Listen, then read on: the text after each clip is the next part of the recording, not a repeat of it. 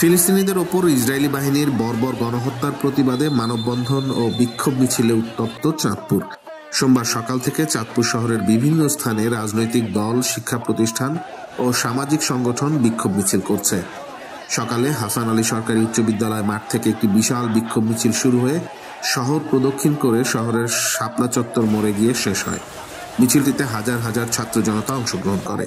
এই বিক্ষোভ মিছিলের মাধ্যমে ফিলিস্তিনের স্বাধীনতার দাবিতে পৃথিবী জুড়ে মানুষের একতাবদ্ধতা গড়ে তোলার চেষ্টা করা হচ্ছে। এছাড়াও বিক্ষোভ মিছিল থেকে দেশবাসীকে ইসরায়েলি সকল পণ্য বয়কট করার আহ্বান জানানো হয়।